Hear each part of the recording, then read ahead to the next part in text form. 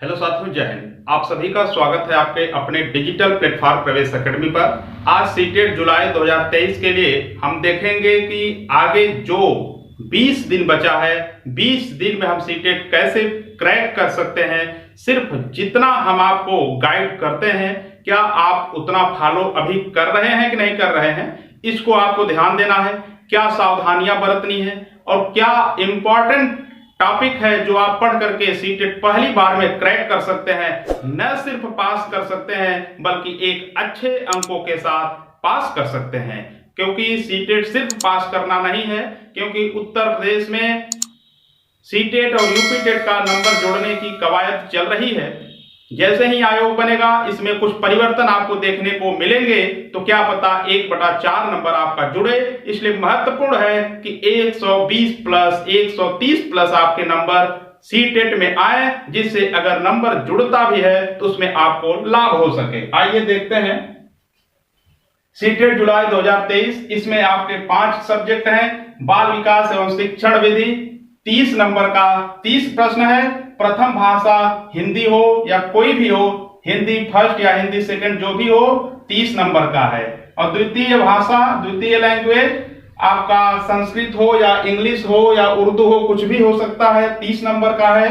Mathematics गणित आपका 30 number का है। पर्यावरणीय अध्ययन यानी कि पर्यावरण ईवीएस आपका 30 नंबर का है, जो कि पिछली बार ईवीएस ही बड़ा बदलाव देखने को मिला था। बाकी सभी सिलेबस आपके वही हैं, कुछ नया टॉपिक आपको ईवीएस से पूछ दिया गया था। इसलिए महत्वपूर्ण है कि क्या और कैसे पढ़ा जाए। इसमें आपका 15 नंबर का शिक्षण आता है।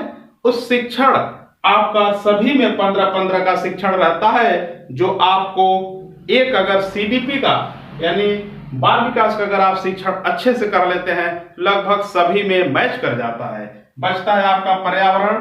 इसके लिए आप 1-2 प्रैक्टिस सेट प्रीवियस ईयर लगा लेंगे तो आपको उसका पता चल जाएगा किस लेवल के प्रश्न आते हैं।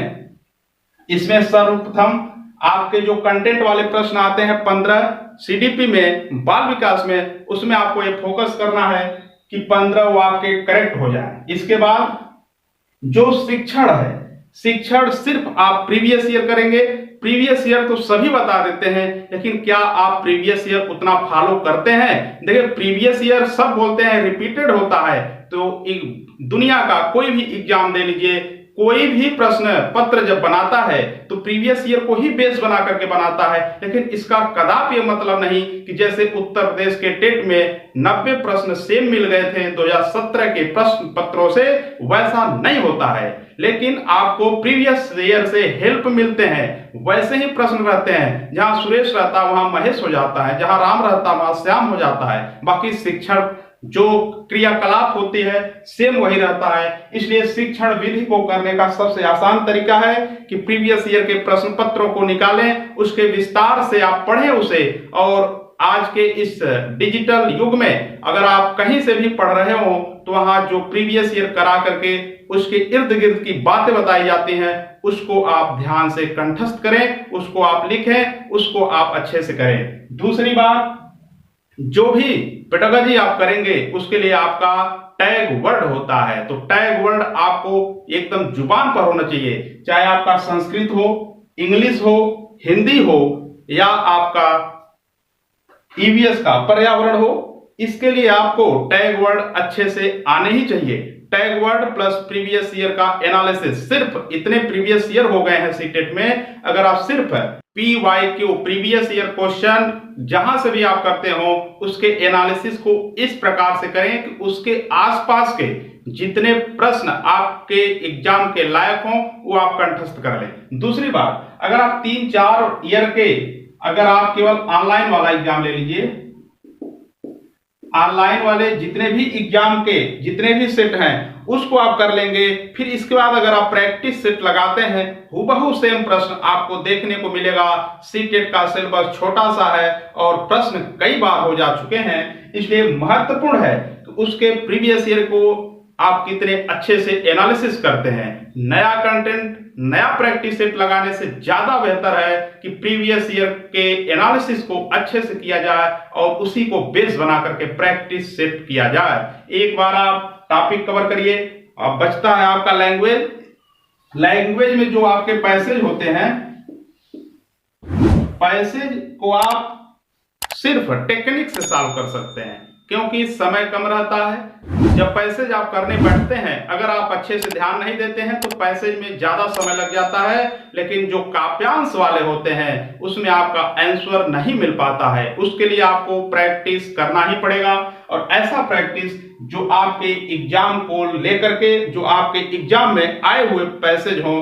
अन्यथा आप फालतू के पैसेज को न करें, सिर्फ प्रीवियस ईयर के पैसेज को आप एनालिसिस कर लेंगे तो निश्चित तौर पर उसी में से आपका मिल जाएगा। तो एनालिसिस करिए ऑनलाइन हुए पेपर का। इसके बाद आप 2017, 15, 16 में जो हुए हैं ऑफलाइन 3-4 सेट उसको लगा लीजिए, क्योंकि ऑफलाइन वाले प्रश्न भी आप देखेंगे जो ऑनलाइन का है वही ऑफलाइन का है, जरा सा भी बदलाव नहीं हुआ है। सिर्फ आपका पर्यावरणीय अध्ययन ईवीएस में थोड़ा सा जो बदलाव है, इसमें भी आपका जो 15 नंबर का पेडागोजी आता है वो सेम रहता है। तो शिक्षण में कोई बदलाव नहीं, सिर्फ कंटेंट वाले प्रश्नों को आप नए तरीके से जो आए हैं प्रीवियस ईयर का, उसको आप एनालिसिस कर लेंगे, उसके विस्तार को आप कर लेंगे तो निश्चित तौर पर उसी में से आपको मिल जाएगा। तो ईवीएस का जो कंटेंट वाला है उसको आप प्रीवियस ईयर को अच्छे से कर लीजिएगा, वहीं से कवर होगा, क्योंकि कई प्रैक्टिस सेट में, कई प्रीवियस ईयर के सेट में वो आपका आया हुआ है। तो प्रैक्टिस सेट अनायास किसी कोचिंग संस्था से करने से बेहतर है कि प्रीवियस ईयर को ही प्रैक्टिस सेट मान करके उसको सॉल्व करिए। न सिर्फ सॉल्व करिए, सॉल्व करने के बाद मान लीजिए आपका 100 क्वेश्चन सही हुआ तो 50 प्रश्न आपके कहाँ गलत होते हैं उसको पूरी मैच्योरिटी दिखाते हुए उसको आप एनालिसिस करिए। सिर्फ आप नंबर जोड़ करके कि कम नंबर आए फिर आप नोट्स पढ़ने बैठ जाएंगे तो यकीन मानिए आपका नंबर ग्रोथ नहीं करेगा। अगर आपका कम नंबर आता है तो उसके लिए आप एनालिसिस करिए कि कम नंबर क्यों आए, कौन सा क्वेश्चन हमारा गलत हुआ, उसके बाद ही आप आगे के प्रश्नों को करिए। बचता है आपका मैथ। मैथ के लिए सिर्फ प्रीवियस ईयर के प्रश्नों को 2-3 बार आप लगा लीजिए। 15 कंटेंट रहते हैं, कभी कभी किसी प्रश्नों में सिर्फ 7 से 8 ही कंटेंट के प्रश्न होते हैं जिसमें आपको सॉल्व करना हो। तो सिर्फ शिक्षण रहता है 15 से 20 प्रश्न मैथमेटिक्स में। तो गणित के शिक्षण को अच्छे से करिए, क्योंकि गणित का जो शिक्षण है और शिक्षण से थोड़ा सा अलग रहता है, इसलिए और शिक्षण को करके आप मैथ के शिक्षण को नहीं कवर कर सकते हैं। तो मैथ के शिक्षण को कवर करने के लिए आपको इसका अलग से शिक्षण करना पड़ेगा। अब हम देखेंगे कि कौन कौन से टॉपिक को अच्छे से कवर किया जाए, किस किस सब्जेक्ट पर ज्यादा फोकस किया जाए, कहां से नंबर गेन होते हैं। तो सबसे पहले आपको लैंग्वेज के प्रश्नों को अच्छे से करना है, खास करके पैसेज के 15 यहाँ और 15 यहाँ, टोटल 30 नंबर आपके फ्री के मिल जाते हैं। अगर आप पैसेज का अच्छे से प्रैक्टिस कर लेते हैं तो 30 प्रश्न यहाँ के बन जाएंगे। इसके साथ आप सीडीपी को अच्छे से करिए। सीडीपी अगर आपका इसका शिक्षण अगर सही नहीं रहेगा तो किसी भी सब्जेक्ट का शिक्षण आपका सही नहीं हो सकता। इसके साथ आप लैंग्वेज करिए, भाषा के साथ गणित का जो शिक्षण है, गणित के जो शिक्षण है,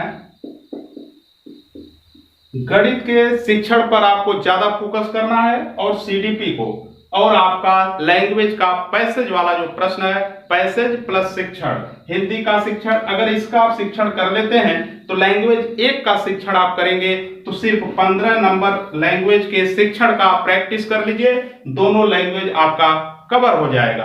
अगर संस्कृत है तो सेम ही मिल जाते हैं, सिर्फ थोड़ा सा भाषा का फर्क होता है, वो संस्कृत में रहता है, बाकी same as it is topic रहते हैं, कोई बदलाव उसमें नहीं है। तो आपको सीडीपी के शिक्षण और कंटेंट पर ज्यादा फोकस करनी है, लैंग्वेज के पैसेज पर ज्यादा फोकस है, इसके बाद आपको गणित के शिक्षण पर फोकस करना है। कंटेंट वाले प्रश्नों को अगर आप नहीं भी करेंगे तो plus minus, divide and multiplication होते हैं, वो आराम से आप कर लेंगे, बहुत बड़े उसमें प्रश्न नहीं पूछे जाते हैं। तो फिर से ध्यान दीजिए, सीडीपी आपको करनी है। इसके बाद